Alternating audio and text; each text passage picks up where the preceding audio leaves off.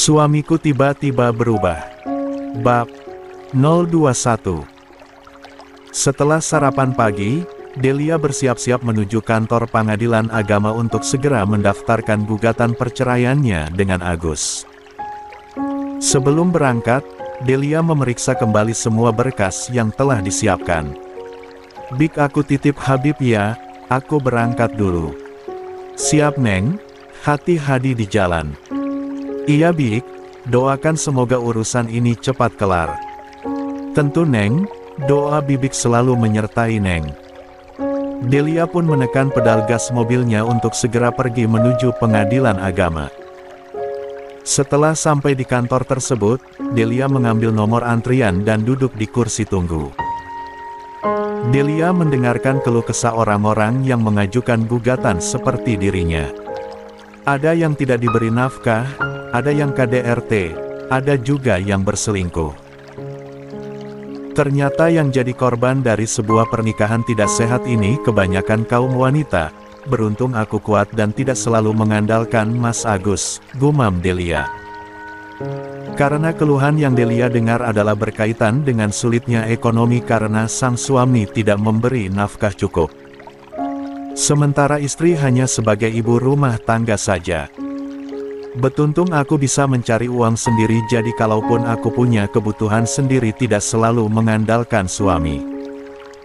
Juga saat aku memutuskan untuk berpisah pun aku tidak akan canggung," Delia berkata dalam hatinya.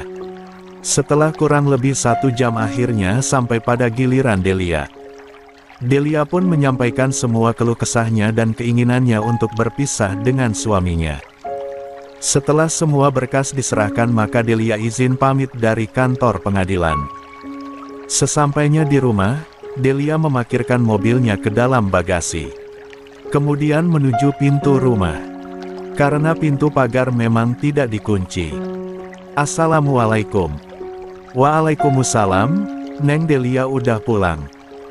"Iya Bik, antri tadi di sana. Apakah Habib rewel Bik?" "Enggak Neng, tadi bangun sebentar, Bibik kasih susu setelah habis dia tidur lagi." "Syukurlah Bik, aku cemas mikirin Habib.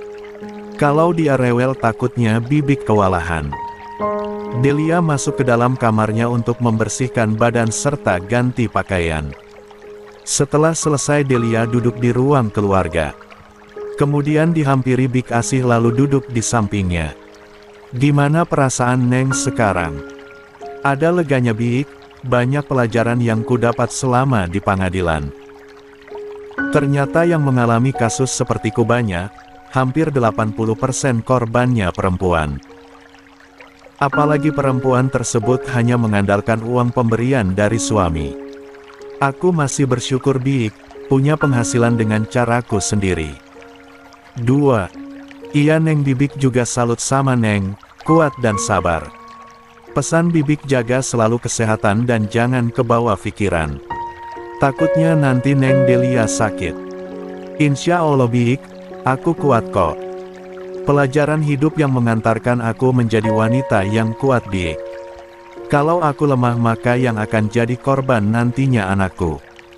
Oh ya, aku mau minta demanisnya Bik tapi gulanya sedikit aja." "Baik Neng, Bibik ke dapur dulu." "Iya Bik, makasih banyak."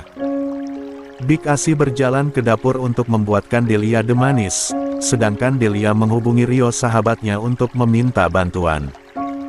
"Tut, tut. Halo, Assalamualaikum." "Waalaikumsalam, maaf yo aku ganggu." "Nggak apa-apa, santai, ada apa kamu menghubungi aku Delia?" "Aku butuh bantuan nih. Insya Allah aku usahakan. Tolong carikan aku pengacara, untuk mempertahankan hak asuh anak aku."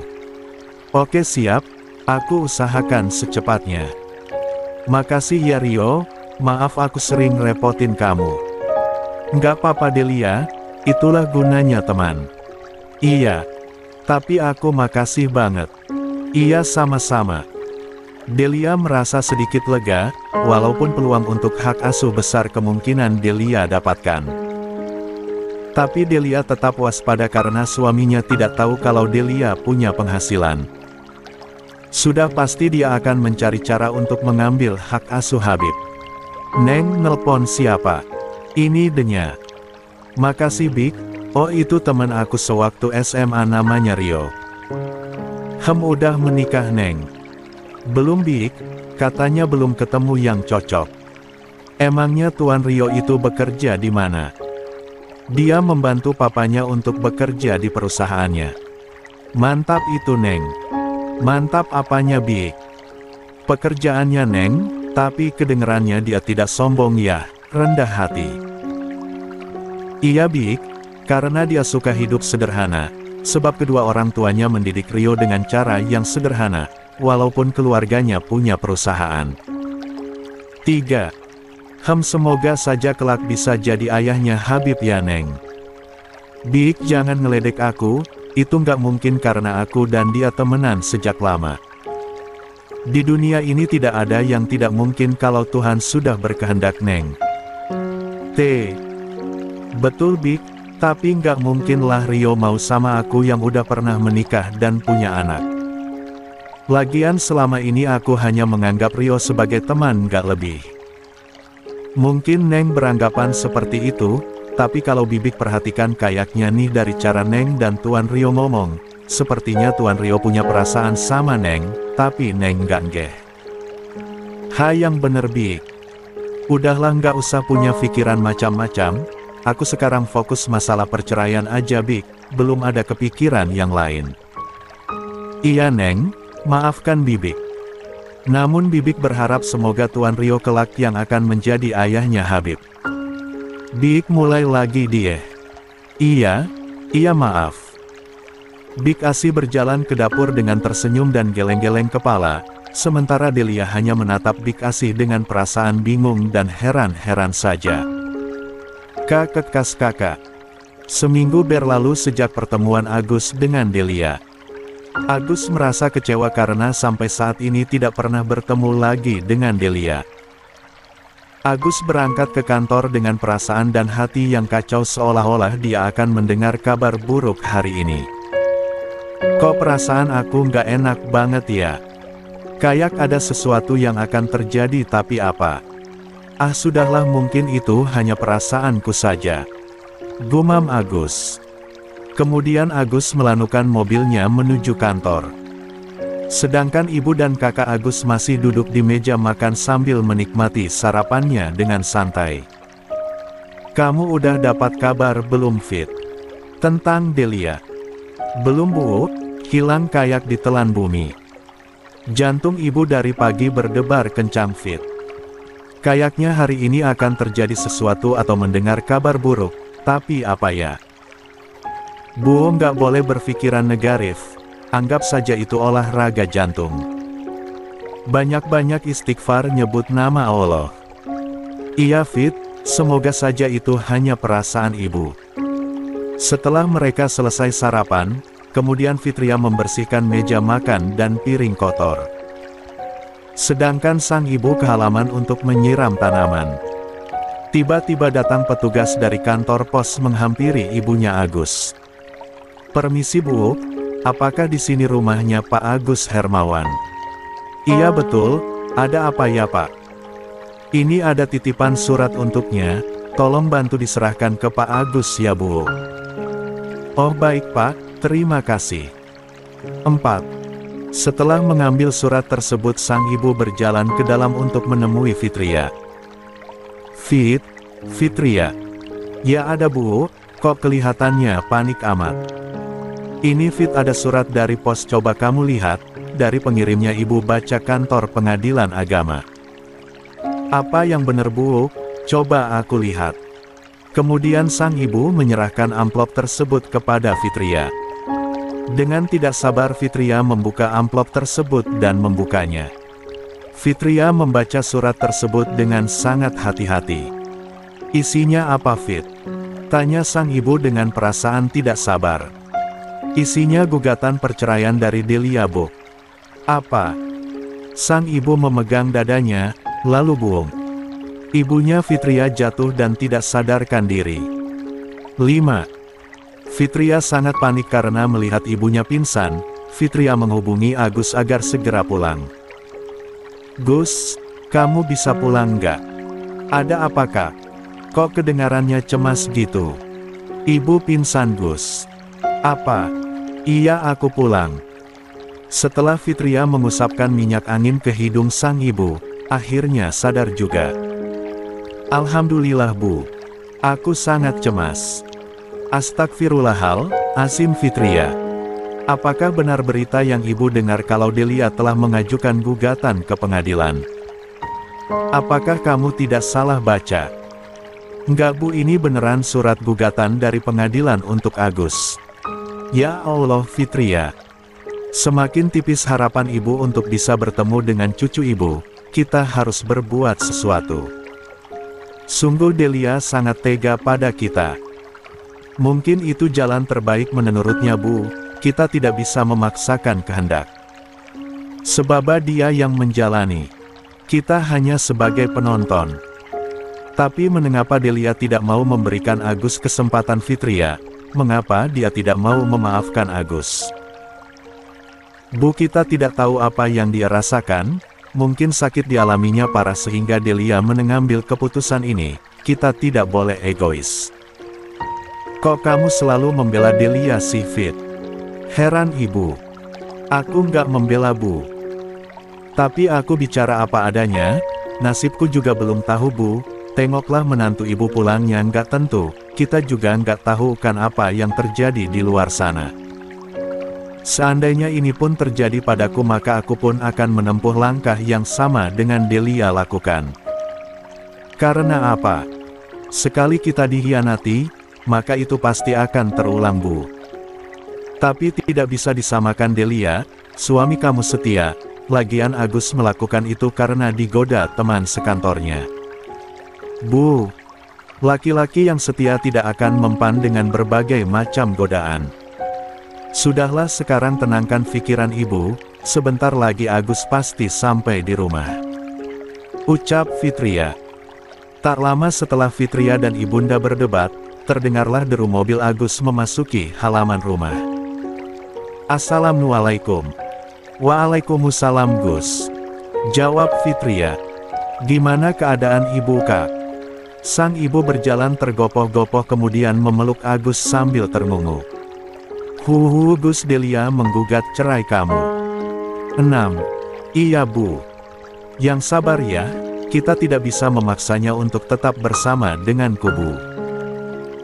"Delia mungkin kesal dan kecewa karena kemarin dia memergoki aku makan siang bersama Rianti. Jadi kamu masih saja berhubungan dengan wanita jalang itu, Gus." "Bu, ini bukan sepenuhnya salah Rianti. Aku yang salah karena aku sering murung dan sedih. Akhirnya Rianti menghiburku." "Oh, jadi selain berperan sebagai pelakor dia juga berperan sebagai wanita penghibur." "Bu, kenapa kok ibu ngomongnya seperti itu? Kenapa kamu marah? Ingat ya, Gus, sampai kapanpun seandainya kamu dan Delia berpisah, ibu tidak akan pernah setuju wanita jalang itu masuk ke dalam keluarga ibu. Ingat itu." "Ya Allah, Bu. Kenapa pembahasannya kemana-mana? Kamu harus sadar, Nak, karena dia rumah tanggamu hancur, karena dia kamu kehilangan kesempatan kedua, karena dia ibu kehilangan cucu ibu. Kamu harus paham itu. Buka matamu dan mata hatimu, jangan dipengaruhi hawa nafsu kalau kamu ingin bahagia. Karena dalam hidup ini, Nak, yang kita cari itu hanya satu, yaitu kebahagiaan.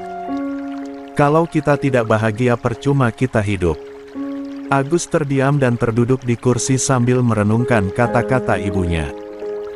"Ibu memang benar, aku telah dikuasai hawa nafsu sehingga mengabaikan istriku yang begitu baik dan setia, serta memberikan perhatian serta kemewahan kepada orang lain yang bukan siapa-siapa aku."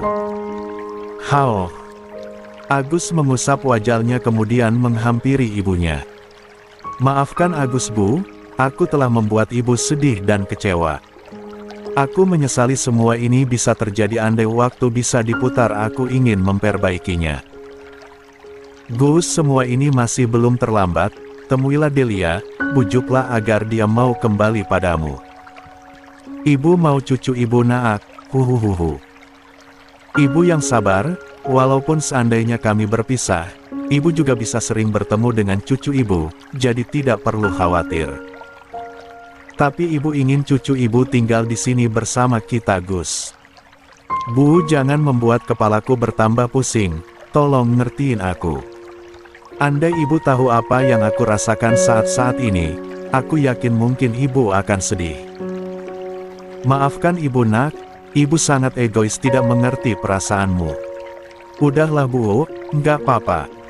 Aku mau istirahat ya Bu. Agus berjalan menuju kamarnya, untuk pergi istirahat. Sesampainya di kamar, Agus duduk di tepi tempat tidurnya sambil segegukan dari tadi menahan tangis, terpaksa ditahan karena malu selalu menangis di depan ibu dan kakaknya. Delia, mengapa kamu tidak memberikan Mas kesempatan? Kita bisa perbaiki semuanya, kita mulai dari nol sayang. Huhu. Mas menyesali semua perbuatan Mas hanya berteman dengan Rianti Dik, tapi kamu tidak pernah memberikan Mas kesempatan untuk memberikan penjelasan. Apakah sebenci itu kamu pada Mas Delia? Agus menangis terseduh-seduh menyesali perbuatannya dan merenungi kebodohannya.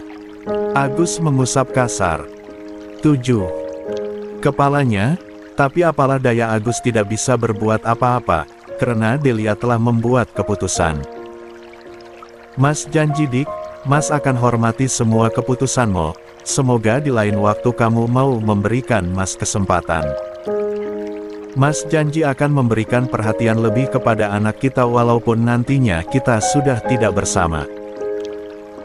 Agus pun merebahkan badannya di kasur, merenungi semua kejadian yang terjadi di masa lalu, air mata yang terus mengalir di pipinya karena penyesalan yang kini dialaminya. Sedangkan sang ibu terdiam duduk memikirkan kata-kata anaknya. Terjadi perang di hatinya antara setuju atau menolak. Tiba-tiba Fitria datang menghampiri sang ibu yang kelihatannya sangat terpukul dan sedih. Ibu, jangan terlalu dibawa perasaan dan jangan terlalu difikirkan, cobalah berdamai dengan keadaan, agar ibu bisa bahagia. Ibu akan coba Fit, akan ibu usahakan. Jantung ibu terasa sesak Fit. Banyak-banyak beristighfar Bu, agar hati ibu menjadi tenang dan lega. Sedapat mungkin, jangan kita selalu mengingat kesalahan orang lain, tapi cobalah ingat kesalahan kita. Supaya kita juga menyadari kalau semua yang terjadi ini juga ada peran kita di dalamnya. Iya Fitria, ibu menyadari itu. Ibu minta maaf, ternyata hatimu sangatlah mulia nak. Semoga kamu juga memperoleh kebahagiaan. Amin Bu. Aku juga banyak belajar dari Delia Bu, walaupun ibu sering jahatin tapi dia tetap ramah dan tulus sama ibu. Tapi yang namanya kesabaran seseorang itu pasti ada batasnya Bu. Jadi kita harus hormati itu. Iya nak, ibu akan berusaha semampu ibu. Nah gitu dong. Fitria dan sang ibu tersenyum berbarengan karena hatinya sedikit merasa lega. Kemudian Fitria dan sang ibu pun melangkahkan kakinya menuju kamar masing-masing.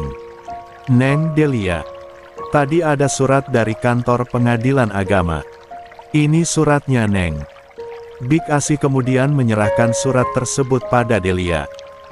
Oh iya Bik, berarti surat ini pun sudah sampai ke tangan Mas Agus. Bisa jadi Neng. Semoga urusan ini cepat kelar ya Bik. Amin. Semoga semuanya cepat selesai tanpa halangan dan hambatan apapun ya Neng. 8. Hari yang ditentukan untuk sidang pertama Delia dan Agus pun tiba. Delia memutuskan untuk hadir di persidangan sendirian, sedang Habib ditinggalkan bersama Bik Asi. Sayang Munda berangkat dulu ya. Anak ganteng Munda tinggal sama Bibik dan jangan rewel ya. Nak, Bik aku berangkat dulu ya. Neng bawa mobil atau naik taksi online? Aku naik taksi online saja Bik. Ada masanya aku akan bawa mobil ke sana.